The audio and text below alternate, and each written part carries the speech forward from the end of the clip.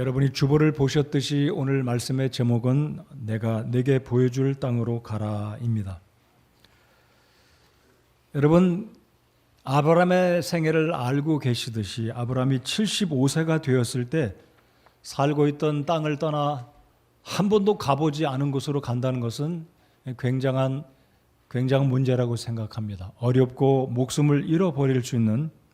그래서 오늘 23년 둘째 주일을 맞아서 올 한 해 우리가 어떻게 하면 주님과 동행할 것인지 하나님께서 나와 여러분에게 우리 모두에게 보여줄 땅으로 가라는 이 주님의 명령을 한번 생각해 보면서 나는 어떤 환경에서도 어떤 여건에서도 우리 주님과 동행하면서 함께 걸어갈 수 있을 것인지 아브라함의 생애를 통해 은혜와 도전의 시간이 되시기를 바랍니다.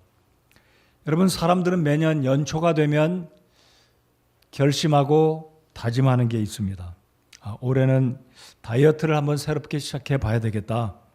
올해는 내가 어떤 자격증을 따봐야 되겠다. 목표를 세우고 그 목표를 성취하려고 열심히 부지런히 노력을 합니다. 또 어떤 경우는 새해를 맞았으니까 내가 일생 살아오면서 또는 예년에 이루지 못했던 고쳐야 될 나쁜 습관들을 좀 고치면 좋겠다, 이런 마음의 결심을 하지 않습니까? 자, 그렇다면 다른 결심들은 잠깐 우리 내려두고 이런 생각을 해 보겠습니다.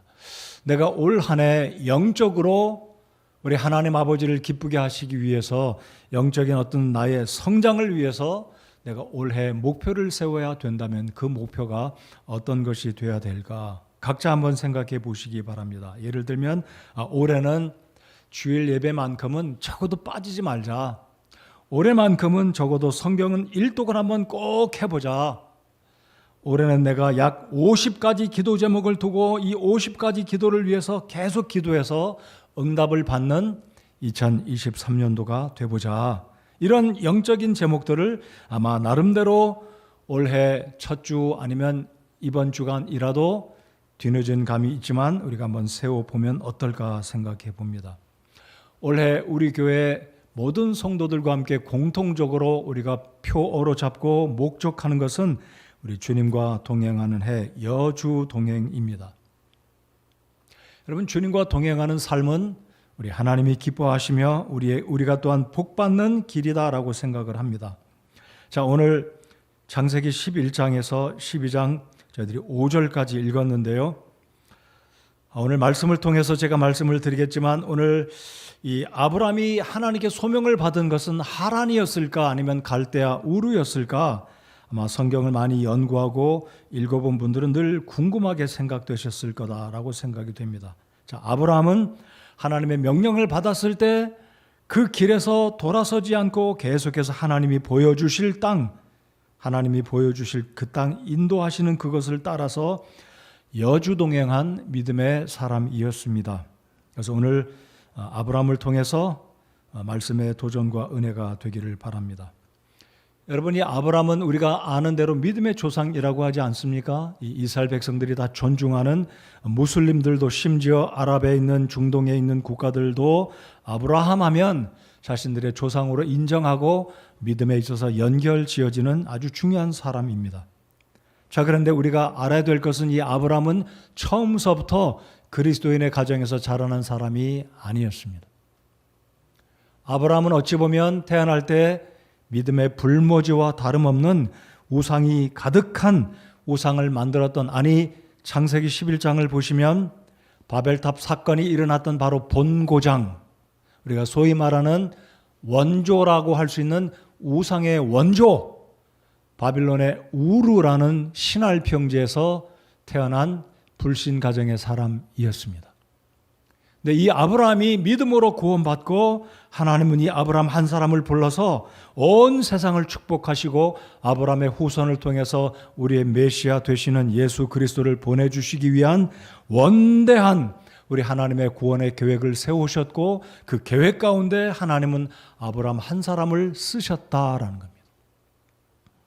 자, 그래서 하나님께서는 이제 아브라함을 부르시는데 오늘 저와 함께 한 5가지를 생각해 보고 싶습니다. 첫 번째, 하나님은 아브라함을 소명하셨습니다. 아브라함을 불러내셨습니다. 어느 땅에서라고요?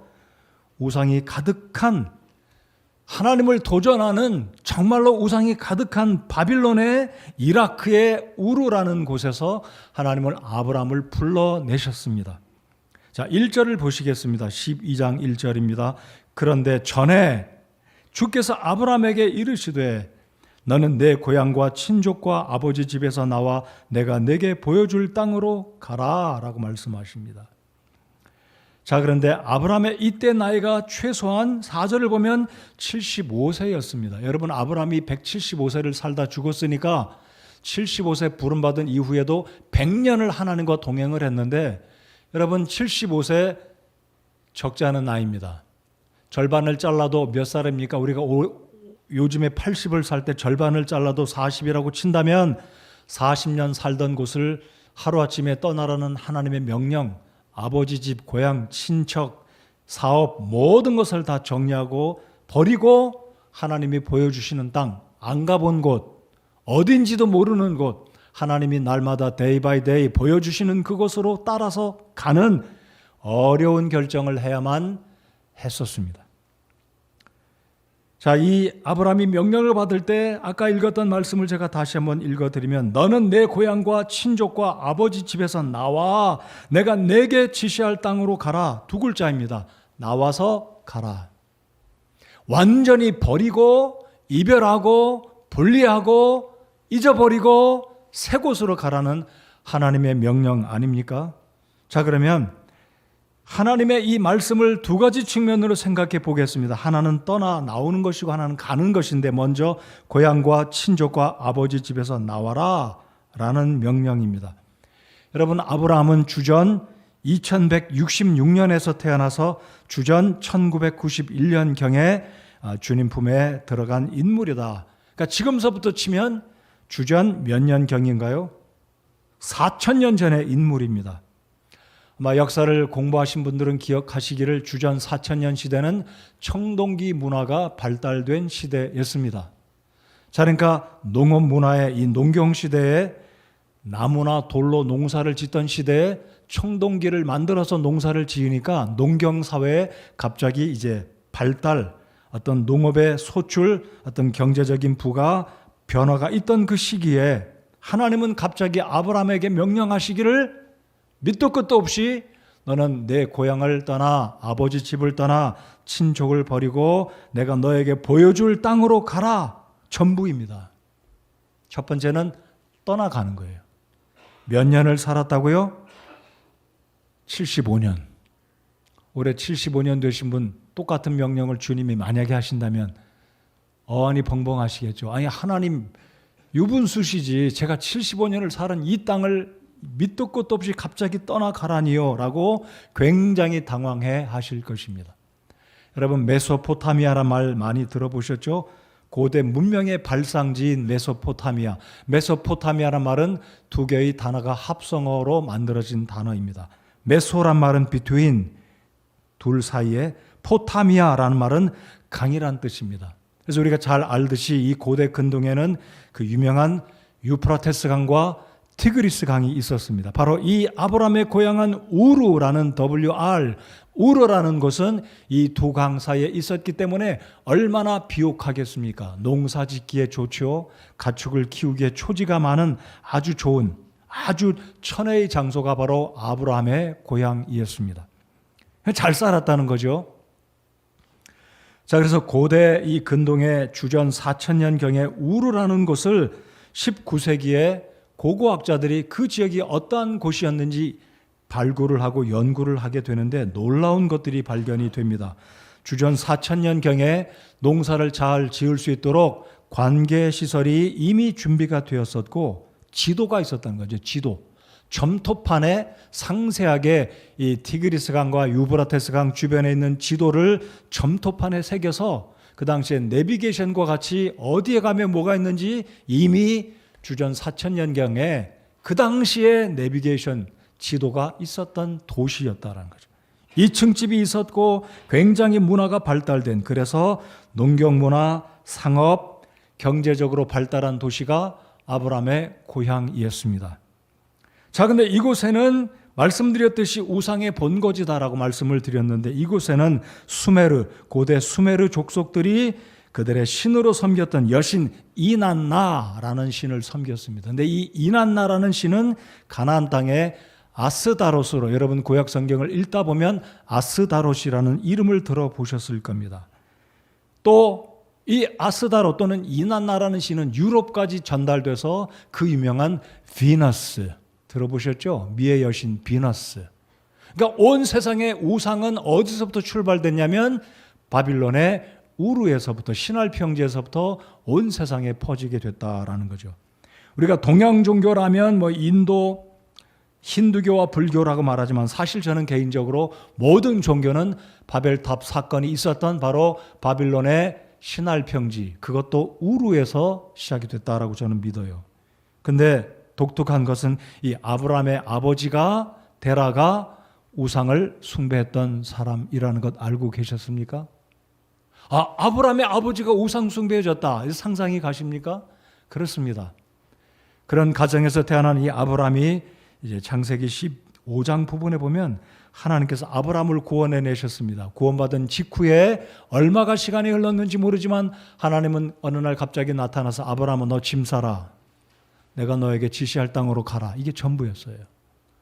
몇 년을 살았다고요? 어디에서 살았다고요? 그 잘 사는, 오늘날로 치면 뭐 세계에서 가장 부유한 도시의 한복판에서 잘 살았던, 안정적이었던 이 아브라함에게 갑자기 하나님 나타나셔서 떠나가라 이거죠.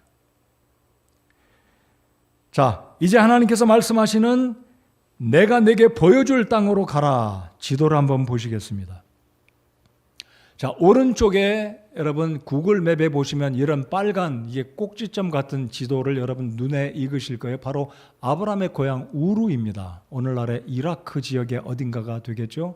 자, 우르에서 살고 있던 이 아브라함을 하나님 말씀하시기를 너는 내 고향 아비 집을 떠나서 내가 내게 보여줄 곳으로 가라. 동쪽이다 서쪽이다 남쪽이다 언급도 안 하셨어요. 내가 보여줄 땅, 여러분 그 말씀을 잘 묵상해 보시기 바랍니다.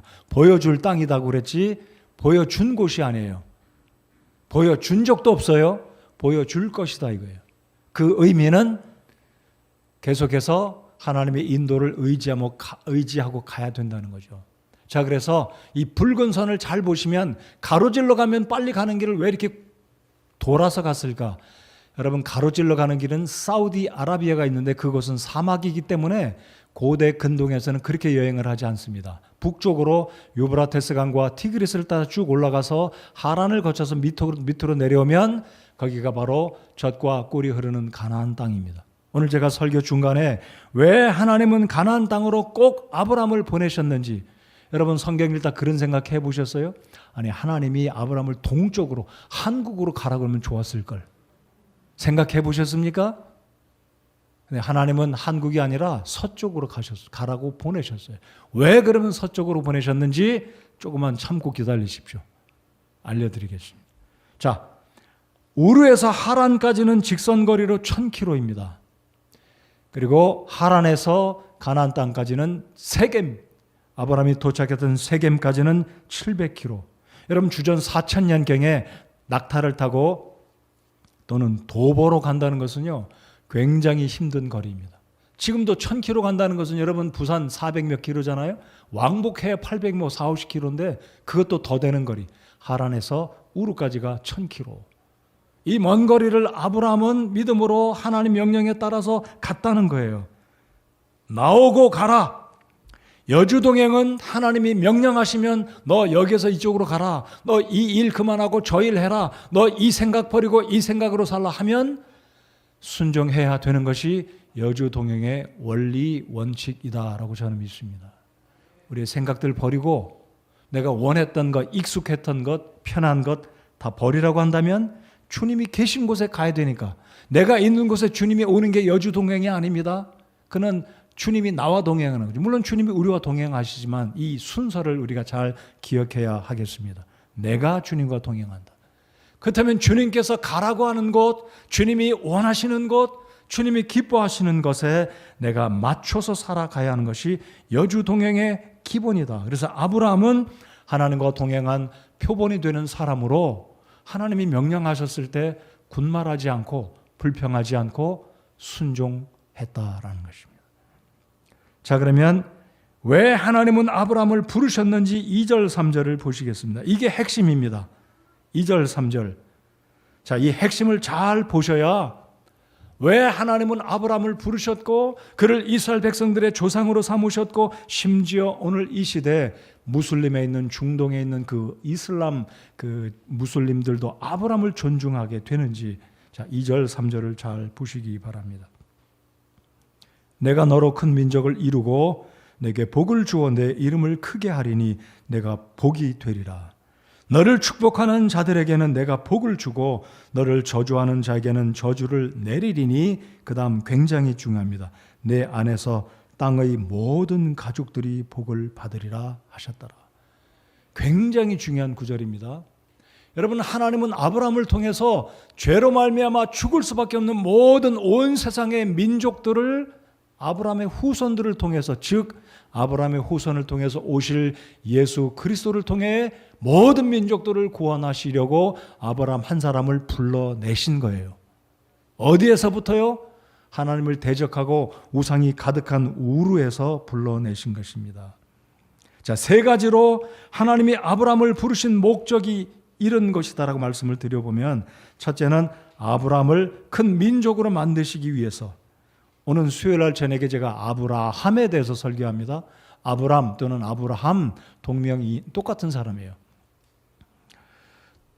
자, 아브라함을 큰 민족으로 만드시기 위해서, 그리고 그의 이름을 크게 하시고 그에게 복 주시려고, 둘째, 아브라함 안에서 가장 중요한 것, 땅의 모든 가족들이 복을 받게 하시려고. 세 번째는 가나안 땅을 하나님께서 이스라엘 백성들에게 기업으로 주시려고. 자, 세 가지 모두 다 중요하지만 제일 중요한 것은 두 번째다라고 저는 믿어요. 땅에 있는 모든 민족들을, 문화와 언어를 초월해서 모든 세상의 사람들을 죄로부터 구원하시려고, 즉 아브라함을 통해, 유다 지파를 통해 예수 그리스도를 보내셔서 온 땅에 있는 모든 사람들을 구원하시려고 하는 것이 하나님의 구원 계획에 놀라운 뜻이 들어있다라는 것입니다. 자, 그러면 이제 이 아브라함은 하나님의 명령을 받았을 때, 하나님 제게 시간에 좀 말미를 주십시오. 제 아내와 상의해 보겠습니다. 제 아버지와 상의해 보겠습니다. 친구들에게 한번 조언을 구해 보겠습니다. 하나님, 제 사업 정리하는데 시간이 필요하니까, 이러지 않았어요. 성경에 보면 며칠 걸렸는지 모르지만 아브라함이 즉시로 순종했다라고 저는 믿어요. 근데 문제가 있었습니다. 아브라함이 곧장 하나님이 보여주시는 땅으로 간 게 아니라 하란에 정착하고 시간이 소요됐고 지체가 된 모습을 11장 31절에서 32절입니다. 그건 제가 나중에 뒷부분에 가서 말씀을 드리겠고요. 자, 왜 하나님은 그러면 굳이 우르에서 서쪽으로 지중해 대해가 껴있는 이스라엘 땅으로 보내셨을까? 여러분, 땅도 안 커요. 이스라엘 나라 얼마나 큰가요? 좁아요. 조그맣니다. 폭이 얼마나 되나요? 별로 안 돼요. 남북으로 얼마 안 돼요. 조그맣니다. 왜 굳이 그럼 하나님은 제가 말씀드렸듯이 중국같이 큰 땅으로 보내시고 좋은 땅, 우리나라 동쪽으로 안 보내시고 서쪽으로 보내셨을까? 여러분, 극동은 세계 교류가 안 되는 곳입니다. 이게 바로 하나님의 놀라운 섭리가 있어요. 자, 제가 지도를 한번 보여드리겠습니다. 왜 하나님은 아브라함을 그쪽으로 가나안 땅으로 보내셨는가? 첫 번째, 지형학적 이유입니다. 자, 바빌론이 주황색으로 돼 있죠. 그 오른쪽에 이제 퍼플 무슨 색일까요? 이상한 색깔인데, 그쪽은 이제 동쪽으로 오는 이란과 파키스탄과 인도와 동쪽으로 온 곳인데, 바빌론 우르를 떠나 강줄기를 따라 쭉 올라가서 밑으로 내려오면 왼쪽에 초록색 땅이 바로 가나안 팔레스타인인데, 붉은색 사선이 쳐 있는 그곳이 대략 이스라엘 땅이다라고 말씀드려요. 자, 그러면 거기서부터 화살표가 세 방향으로 나 있습니다. 하나는 서쪽, 서남쪽 이집트, 하나는 북동쪽 터키를 통해서 터키의 해협을 건너가면 유럽으로 건너가고, 다시 이게 오른쪽으로 오면 아시아, 그리고 더 아시아로 더 가면 인도, 한국까지 오는 그곳이에요. 자, 그러면 왜 하나님은 아브라함을 가나안 땅으로 보내셨는지 여기에 이유가 있어요. 바로 이스라엘 땅이 온 세상의 센터이기 때문입니다. 관문 도시. 그러니까 여러분 요셉이 팔렸을 때 이집트로 내려갔는데 이집트는 북아프리카입니다. 여러분 바울이 복음을 전하러 간 곳은 유럽으로 이태리로 가지 않았어요. 로마로. 그러니까 이 이스라엘 땅은 이스라엘 민족을 통해서 당시에 어떤 민족도 하나님을 모르던 시대였기 때문에 하나님은 이스라엘 민족의 선조 아브라함을 미리 보내서 그 땅을 점령하고 차지하고 살다가 예루살렘에 성전을 짓고 온 세상 민족들에게 예수 그리스도의 복음을 증거하는 센터로 보내신 거예요. 이해가 되십니까? 하나님의 뜻이 놀라운 거예요. 땅의 모든 족속들에게 복을 받게 하려면 문물을 통해 경제를 통해 이동을 통해 예루살렘을 거쳐가야 되는데 여러분 세계 역사를 보시면요. 예루살렘은 굉장히 중요한 땅이었습니다. 십자군 전쟁 때나 이 무슬림들이 예루살렘을 차지하려고 얼마나 노력했는지 알렉산더의 부하들이 프톨레미나 셀류쿠스가 이 예루살렘을 차지하려고 얼마나 노력하고 싸웠는지 예루살렘은 보통 땅이 아닙니다. 온 세상의 중심이 되는 그곳입니다. 그래서 우리 주님은 아브라함을 미리 보내신 거예요. 동쪽이 아니라 가나안 땅이에요. 자, 두 번째, 하나님께서 아브라함을 미리 가나안 땅으로 보내신 그 땅을 주신 이유는 구속사적인 이유가 있습니다. 구속사적인 이유. 그 의미는 쉽게 말씀드리면 이것입니다. 예수님을 이스라엘 땅의 베들레헴 유다 땅에 태어나게 하셔서 그 예수님을 예루살렘에서 십자가 못 박혀 죽게 하시고 부활하시고 다시 그곳에서 승천하시는 그 땅으로 예루살렘 땅을 바로 메시아가 오실 땅 그곳에서 죽으시고 부활하시고 승천하시고 그리고 또다시 오실 땅으로 주시기 위해서 한국 땅이면 좋았겠지만 그러나 예루살렘을 하나님께서 구속사적인 측면에서 그 땅을 주셨다라는 것입니다. 자, 세 번째 조금 빨리 가면은요. 왜 하나님은 가나안 땅을 이스라엘 민족에게 주셨고 요셉의 아들 이 야곱의 아들 70명 특별히 12지파를 그 가나안 이집트로 보내셨고 다시 출애굽한 이후에 가나안 땅으로 다시 보내셨는지 가나안 땅을 이스라엘 백성들이 살아가는 이스라엘 땅으로 주셨는지 세 번째 이유는 어떤 이유라고요? 주보를 보세요. 무슨 이유라고요? 종말론적인 이유. 여러분 앞으로 이곳에서 전쟁이 일어납니다. 소위 말하는 3차 세계대전, 성경적으로 말하는 아마겟돈 전쟁입니다. 분명히 일어날 거예요. 사진 한번 보여드리겠습니다. 자, 잘 보시면 예루살렘이 아래쪽에 있죠. 사해바다 왼쪽에 검은 점 3개가 있다면 여리고, 베델, 예루살렘이 있고 요르단 강을 쭉 따라 올라가면 사마리아가 나오고 왼쪽에 갈릴리 바다 왼쪽에 있는 무깃도라는 평야가 있어요. 무깃도. 바로 이 무깃도라는 곳이 아마겟돈 전쟁이 일어날 무시무시한 전쟁이 일어날 장소입니다. 사진 한번 보여드리겠습니다. 몇 평인지 잘 모르겠어요. 굉장히 넓은 평야 지대입니다. 협곡입니다. 그래서 역사상 제 기억이 잘 모르겠지만 갑자기 든 생각입니다. 설교 노트에는 없어요. 나폴레옹인가 누군가 그런 말을 했다고 그래요. 전쟁하기에 가장 좋은 장소 무깃도입니다. 앞으로 이곳에서 전쟁이 일어날 거예요.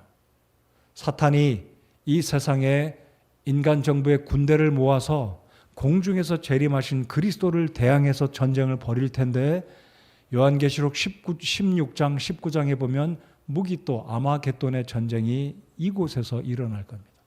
바로 이러한 이유 때문에 우리 주님은 세계 구속의 역사들 예수님의 재림과 맞추어서 바로 예언되어진 그 장소에 예수님을 보내시기 위해서 구속의 역사를 이루시기 위해서 예루살렘 땅을 이스라엘 백성들에게 주시기 위해서 하나님은 아브라함을 그곳으로 인도해 가신 것이다 라는 거죠. 자, 이제 사진을 내려주시고요. 제가 방금 말씀드렸던 여러분이 성경을 읽다 보면 아니 하나님이 아브라함이 하란에 있을 때 부르신 건지 우르에 있을 때 부르신 건지 약간 좀 궁금해하시는 분이 계실 거예요. 사실 이것은 이 이슈는 그렇게 중요한 것은 아니다라고 생각이 되지만 이왕 오늘 창세기 11장 31절 이하에서 12장 5절까지 읽었기 때문에 명확하게 아브라함이 어디에서 부름을 받았는지 짚고 넘어가기 원합니다. 그렇게 해야 아브라함도 하나님의 부르심을 받았다가 머뭇거리고 지체하고 하나님과 일방적으로 끝까지 지속해서 순종해서 여주 동행한 것이 아니라 아브라함도 한때 머뭇거렸구나. 바로 그것이 하란이었습니다. 자, 우르에서 하란까지가 몇 킬로였다고요? 700킬로요? 1000킬로입니다. 하란에서 세겜까지가 700킬로. 자, 그런데 아브라함이 75세 되었을 때 부름을 받았어요.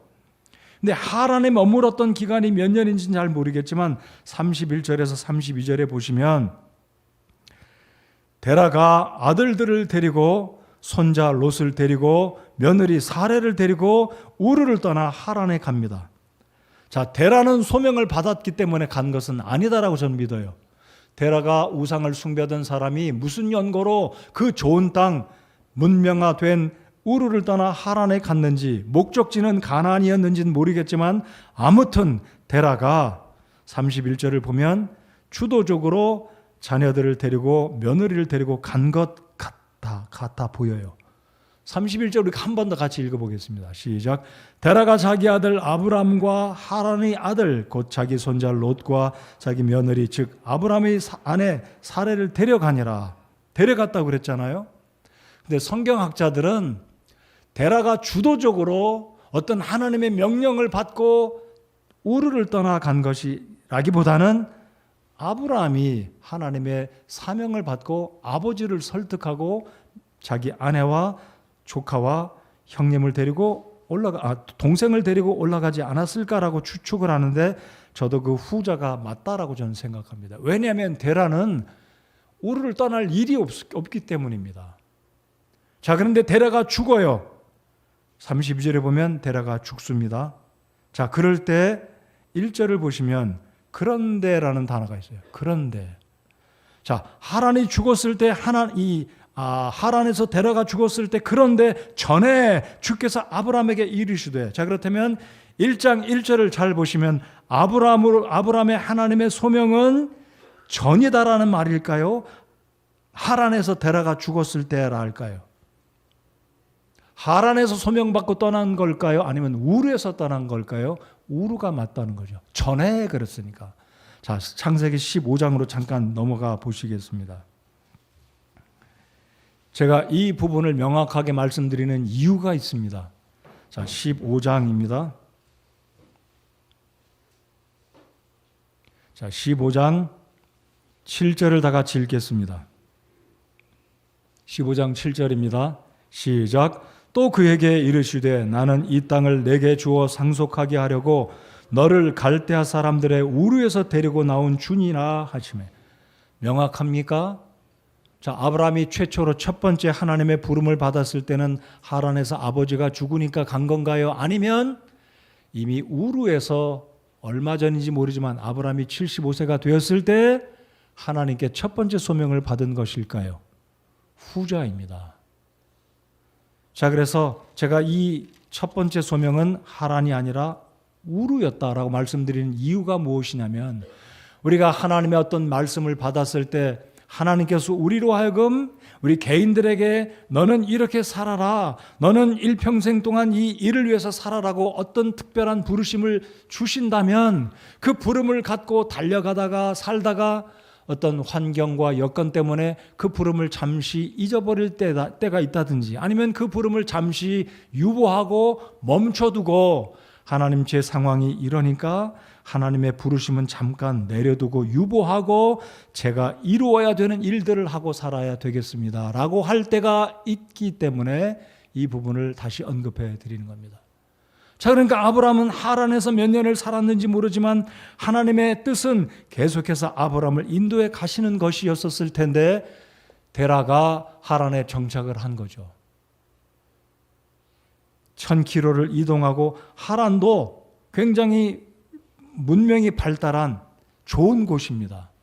풍족한 물이 있고 농사를 짓기에 좋은 곳이기 때문에 고대 근동의 사람들이 이 메소포타미아 지역에서 유럽으로 간다든지 아니면 북아프리카로 간다든지 이 가나안 땅으로 갈 때 중간에 기착지 쉬어가는 곳이 하란과 같은 곳이다 이거죠.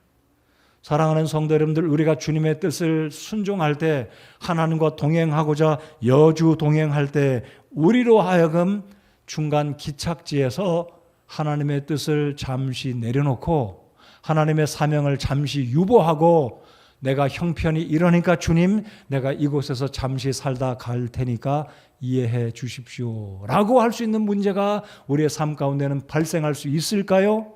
있을 수 있다는 겁니다. 자, 그런데 하나님은 데라를 불러 가셨습니다.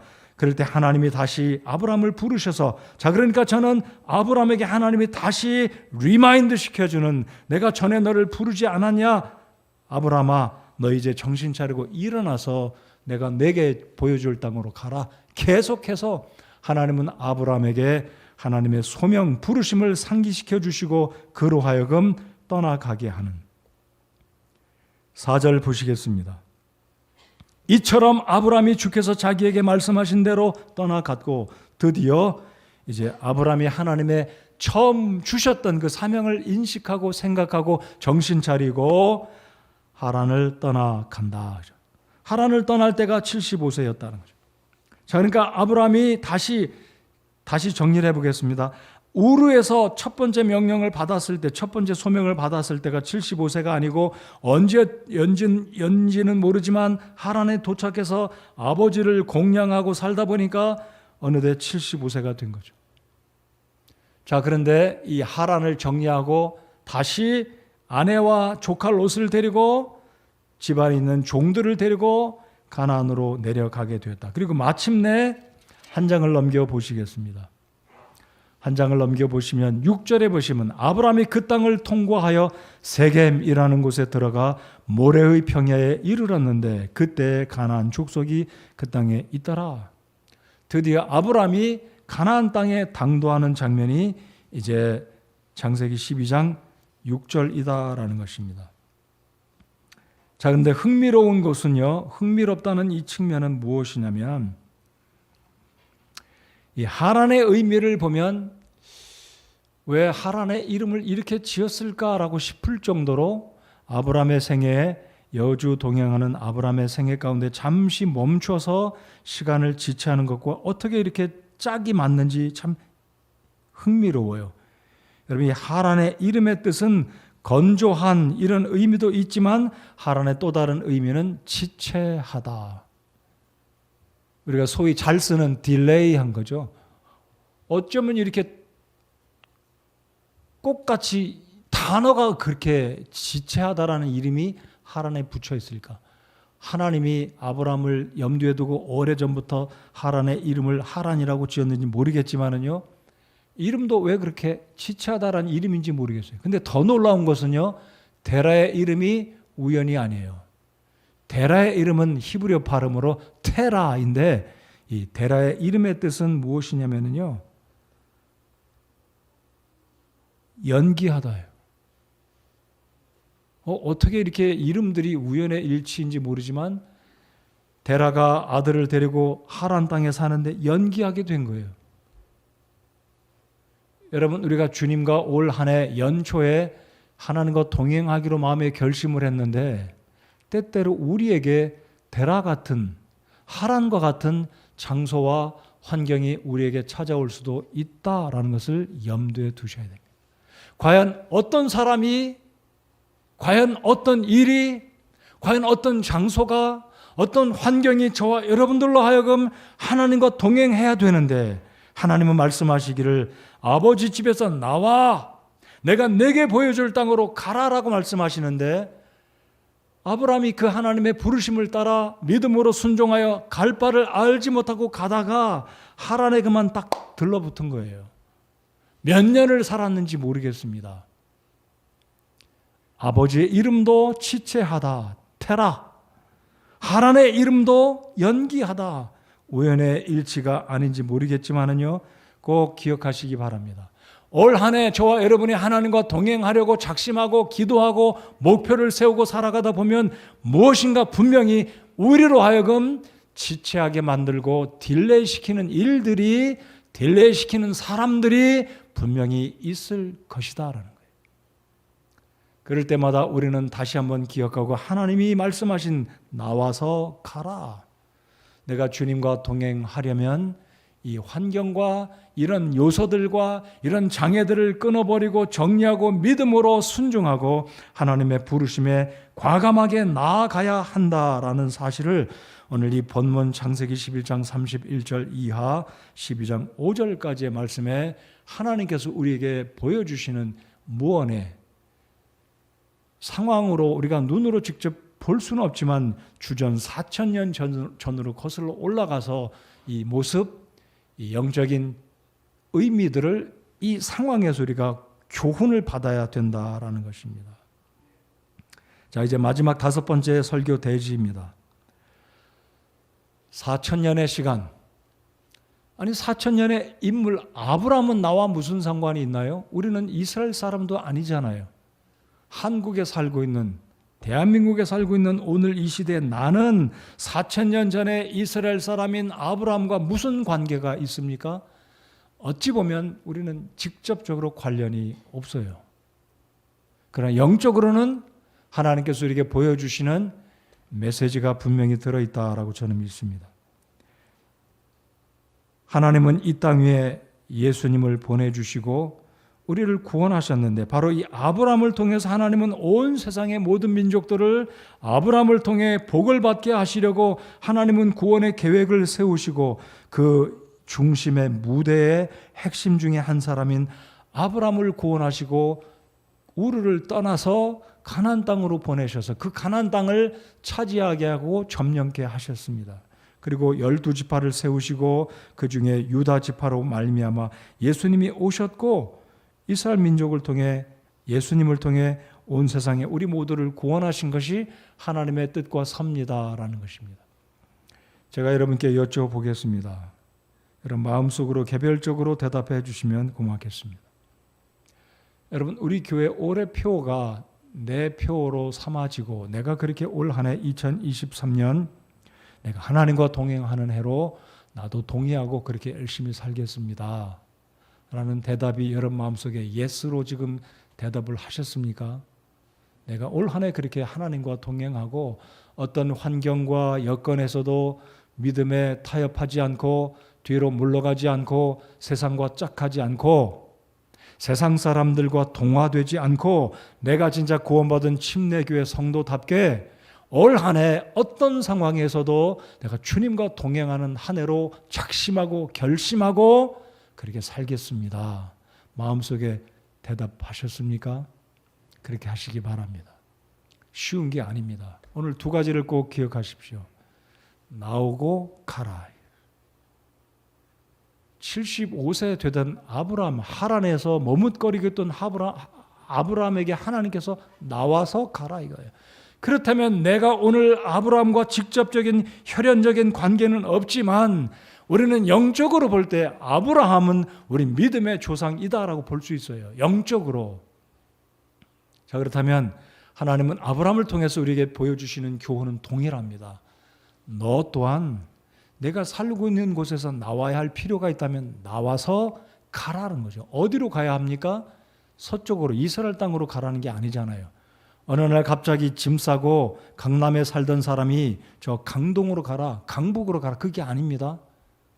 저 강북에 살던 사람 돈 열심히 벌어서 너 짐 싸가지고 강남에 가라 이런 게 아닙니다. 우리가 가야 할 곳이 있습니다.